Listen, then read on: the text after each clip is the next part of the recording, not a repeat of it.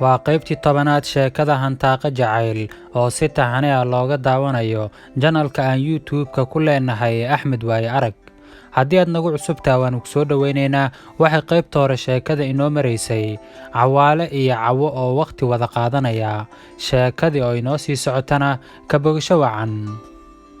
Cawo oo ka baaraandegaysa siday Cawaale ugu soo bandhigi lahayd jaceylkeeda ayaa tiri, walaal Cawaalow, arrinkan aad ii sheegtay waxa uu igu beeray farxad iyo naxdin labadaba.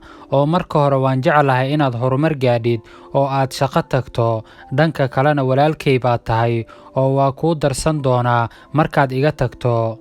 Cawaale ayaa ugu jawaabay, walaal waa runtaa, laakiinse waa la is arki doonaa haddii aan la dhiman.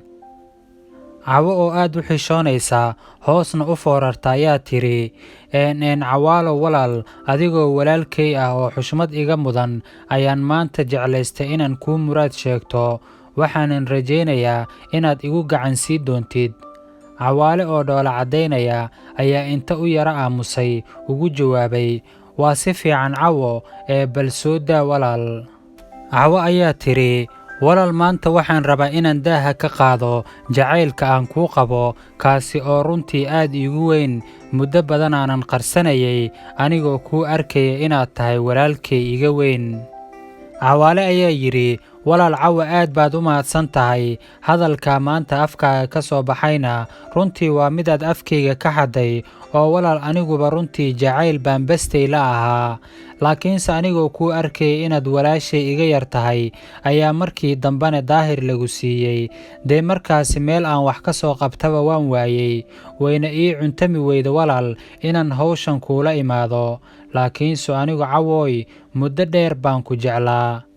waa jacayl muddo huursanaa oo laysku sheegan la'aa, mid kastaana dhankiisa u bukaye. mar keliya ayuunbuu waa u baryey, sheekadiina iskugu duba dhacday.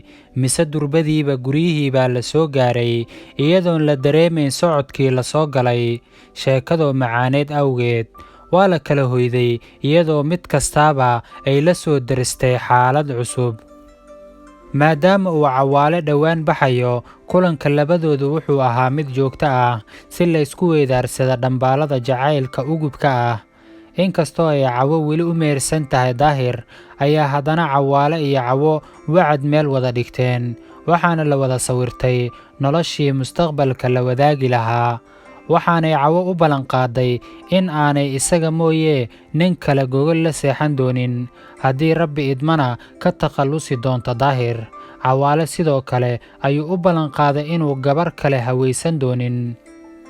wuxuu u soo duubay cajalado murti Soomaaliyeed oo ka turjumaysa marxaladda ay ku sugan yihiin, kaasoo uu ku luqeeyey hanuuniye, waxayna ahayd, wad iyo calaf waxaan ahayn jacaylkeenna ka weyn. dad baa jira waalanoo hadday wax israba arkaan intaa weriyiyo xumaan walaalaha kala dilee.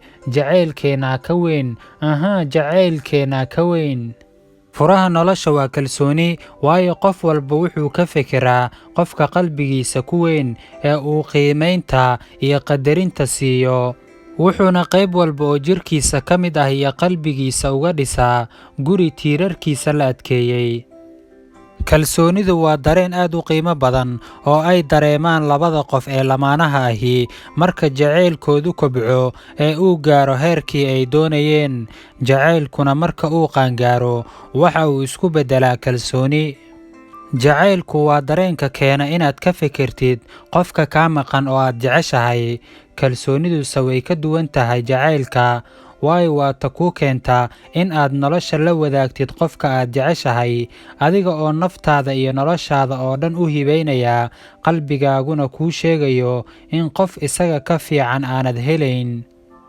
jacaylka waa la abuuri karaa, balse kalsoonidu ma aha mid la abuuri karo, waa mid iyada iskeed ugu dhalata kuna abuuranta qalbiyada dadka isjecel, jecelna inay nolol barwaaqo la wadaagaan.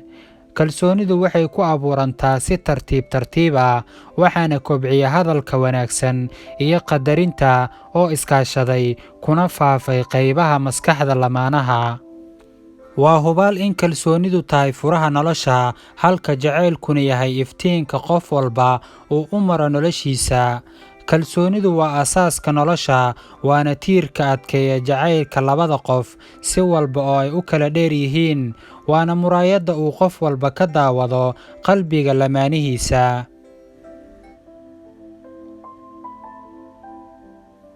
waa maalin sabti ah, saacadduna tahay 11:00 barqanimo ayaa uu Cawaale ka dhoofay madaarka magaalada Hargeysa. waxaa sii sagootiyey hooyadii iyo 2 wiil oo ay ilmo adeero ahaayeen Cawaale.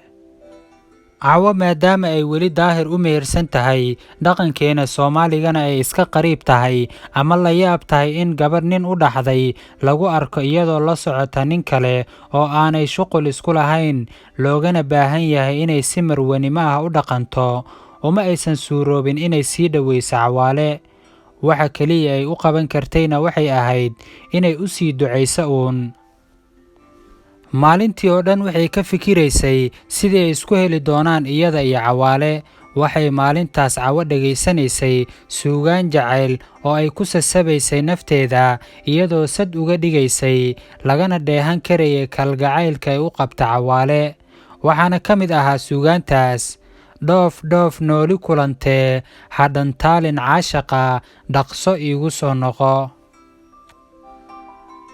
inta saaran dunidoo dhan saygaan ka doortow, sabanadan raggaa kacay sadkii aan ku yeeshow, waxaan kugu sagootiyey safar khayr leh, socotaya sidii roon, samihii dhexdeennana ha sii dayn, saacaddii aad joogtana ku seexo ku soo toos, anna waan ku sugayaa, soo noqo adoo nabada. murtidaana waxaa ku luqaysay hibanuura. qaybtanna maanta halkaa ha inoo joogto, bal intii aad daawanaysay wixii aad dareentay inala wadaag, asxaabtaada ku soo xiro muuqaalada inala sheergareeya. waxaa inoo balana qaybaha dambe insha Allah.